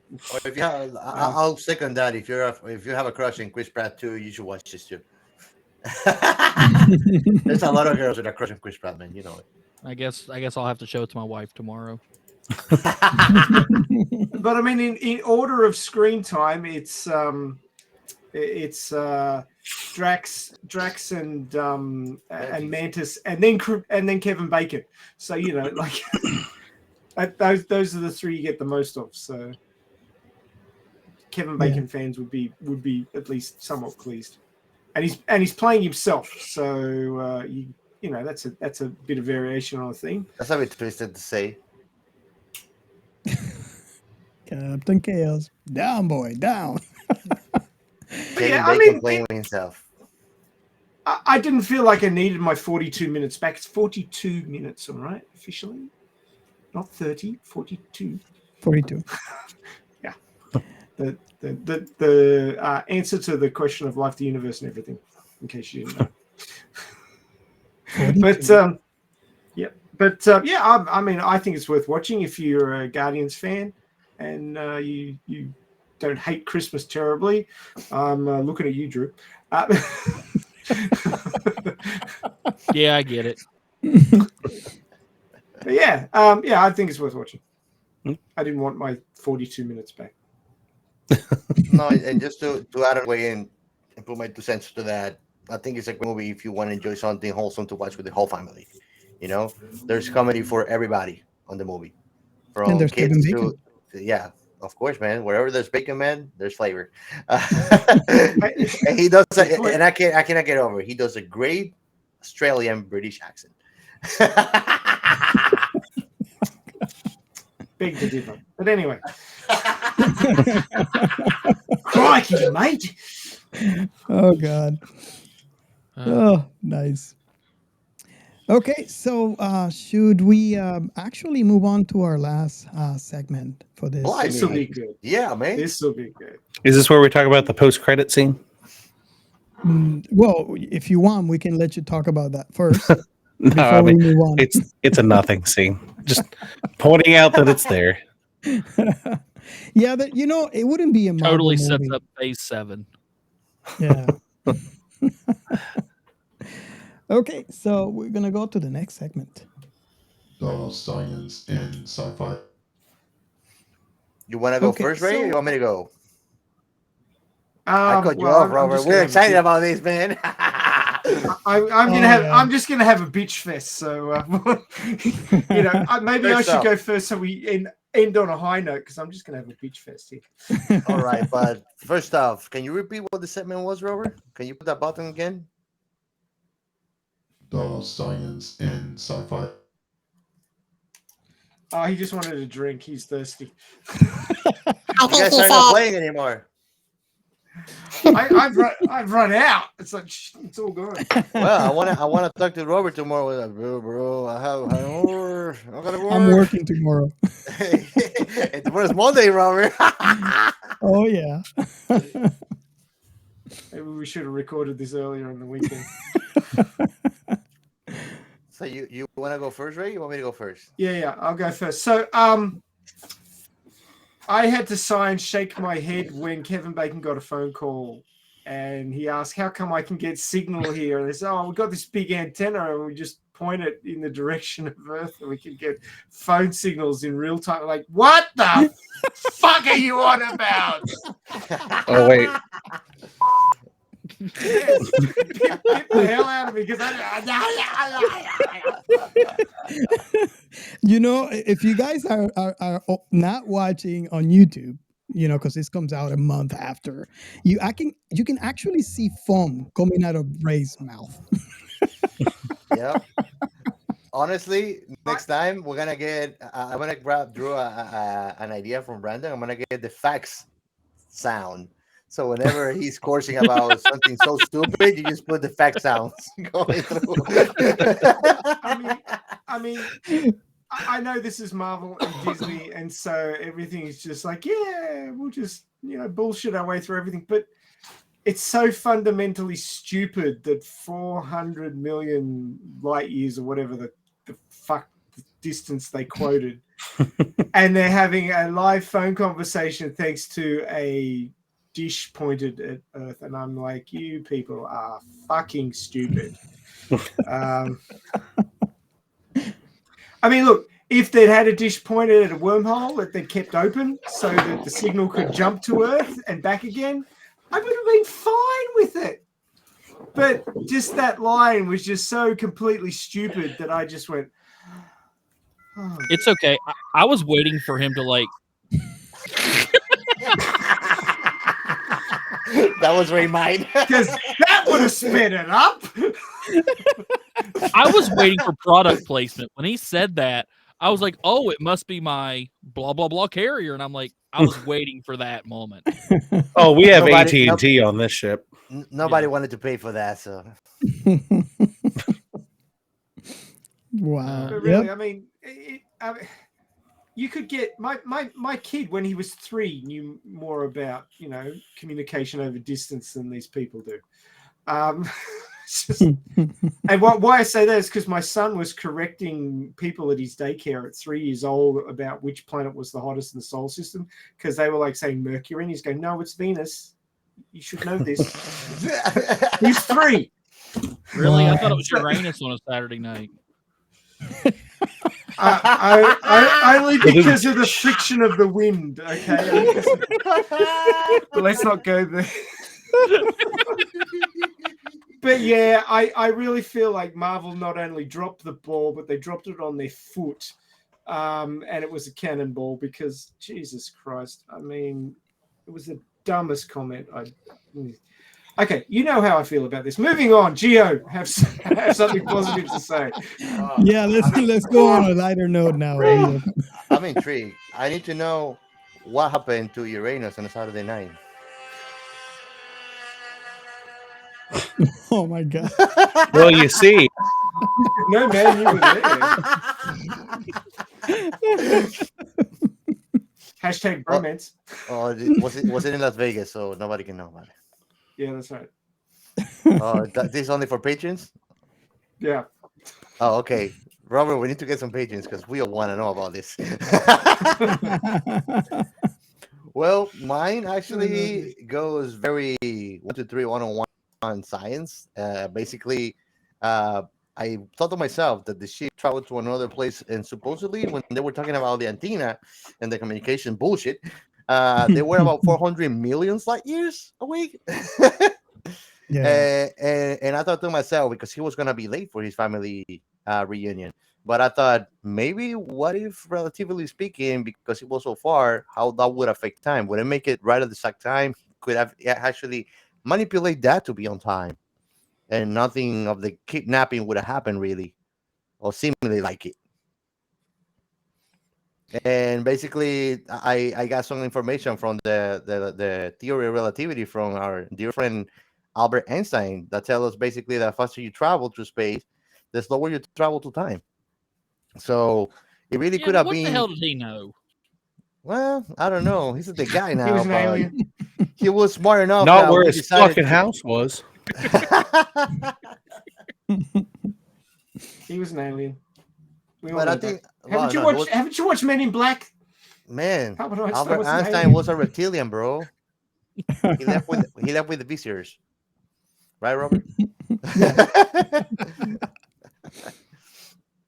But basically, yeah, it left me wondering on that little piece of science. Maybe he actually didn't have to, because I mean, he was hurting his whole family activity because of this indulgence on Mantis and Drax to please Pete and bringing something wholesome. And at the same time, it left me wondering what would have happened really. Did he leave on time? Did he made it not too late? At the same time, I stayed thinking too, he was eating a sandwich before dinner in the reunion. Maybe he was not really doing anything. He was myself. I feel sorry for Kevin Bacon.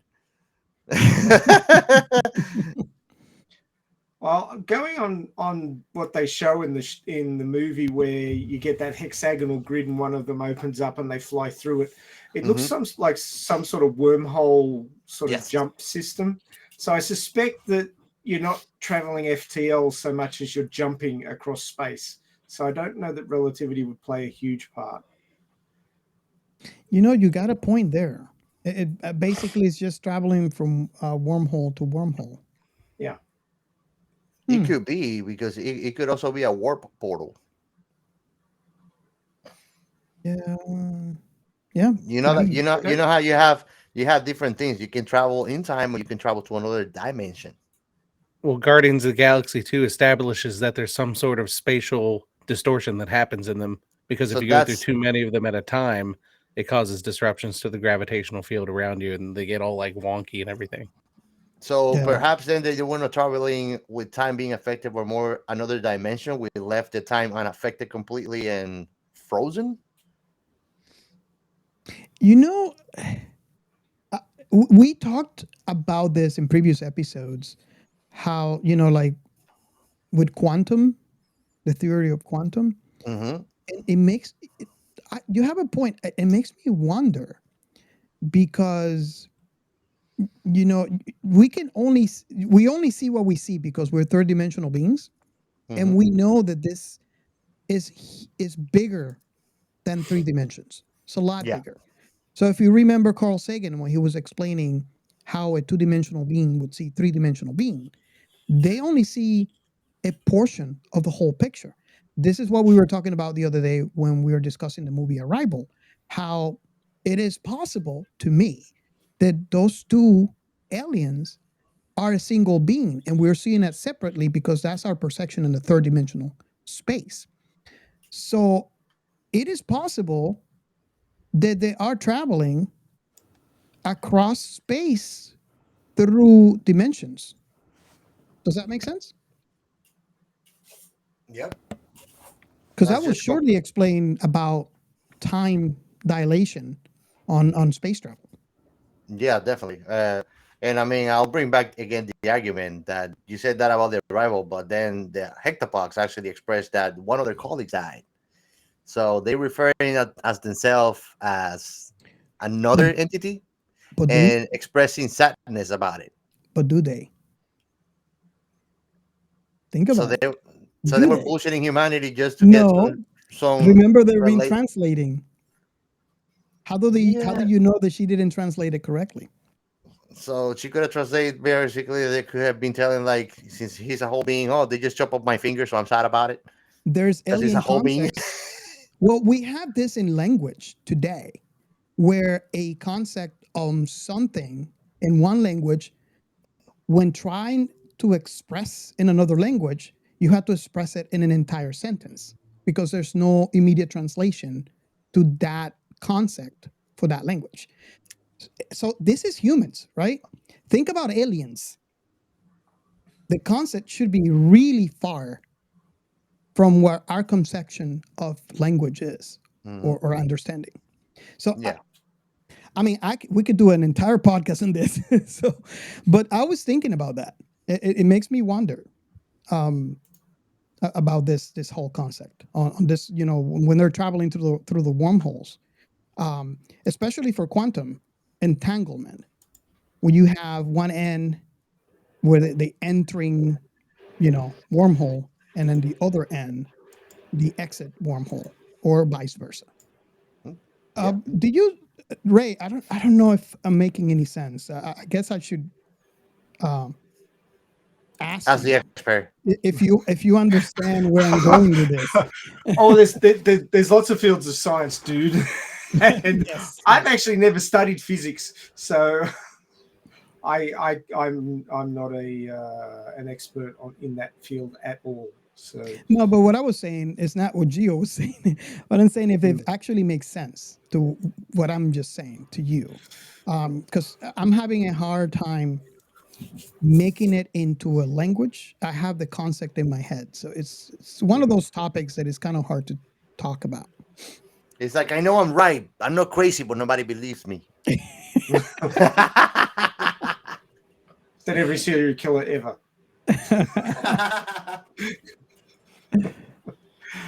I can't say either way, man. I just don't know enough about it to have a comment. Okay. Cool. You dude. left Ray without a comeback. Yeah, you did. Is that a first? Yeah. Well, as a trained scientist, I know not to open my mouth when I don't know what I'm talking about, unlike my co-hosts here who won't close their mouths when they don't know what they're talking about. See, So we'll man, just that's leave a it at perk. that, shall we? I get to talk shit, man. Wow, just made you non-American. I am I'm entitled to my own Australian. opinion. That's why. Awesome. I have an opinion and I'll share it, goddammit. Oh wait. Hang on. America forcibly sharing opinions for how many Got hundreds it. of years now? Awesome. Okay, so we have reached the end of our episode. I really want to thank, firstly, Chris from Following Films. He had to leave early. Passed out. Passed out. Thank you so much for being on our show. I hope that you can come back for another episode. I do love the podcast. He talks about those indie films, and it seems like we have very close enough, like especially on our episode that we did when Security is we not had him guaranteed. Security is not guaranteed. Yes, it was a great film. So Safety if is not you guaranteed. safety, yeah, thank you. So thank you, Chris. Sorry you had to leave early, but We're glad we you have it. appreciate you being here. Thank you so much. And we have Across the Star is basically is a new podcast. If I'm correct in No saying. counting the other podcast and the OnlyFans. We should have a handful of episodes up by the time this comes up. Awesome. Yeah, Awesome. We'll have 8 or 9. Nice. And you should be on the lookout. We are in one of the episodes. So thank you so much for being in our show. This is your very first time on our show, and I hope it's not your last. I hope we didn't scare you enough because we have no rails. And I wanted to add, Neither does the Death Star, so it's all good. Oh, good. That's a And- trench. Ocean does not exist in science fiction. And Drew and Andrew, I wanted you to take the opportunity to let our listeners again know where they can find your pod too, so they can go ahead and check you out. We would like them to do so. Go ahead, Brandon. I'm too drunk. I'll get it wrong. I mean, does that change when you're sober? Or? No. You can find us at any good bar. Yeah, we don't want him to say that over or the bar drinking on. So yeah, you can find us. You can find us on the Twitterverse at Across Stars Podcast. You can find us. Stars Pod, you jackass. Oh, I'm sorry, Pod. He's drunk. Across Stars Pod over on Twitter, and yeah, we've got episodes on. We're on Spotify. We're on Apple Podcasts. We're on pretty much anything you want to listen to podcasts on, the major ones. So yeah, just search for Across the Stars and you'll find us there. Listen for my lovely melodic masculine voice. You'll know you found it. And then keep listening when you don't hear that. Hey, I just want to wish all you guys a Merry Christmas and a Happy New Year and Happy Holidays from the future. Christmas was good. I'll just let you know. It was good. Awesome. And yeah, Merry Christmas and all that stuff for everybody. Now, thank you so much, everybody, for listening to one more episode, and I hope you can come back for future ones. You are listening to this on the 24th, so Merry Christmas to everyone, and I wish you the best Christmas and joy and happiness for everybody. So thank you so much, and Merry Christmas. let's do it at a count of 3. 1, 2, 3. Merry Merry Christmas. Christmas, At the my same time. ass. Sci-fi. Come back now, here.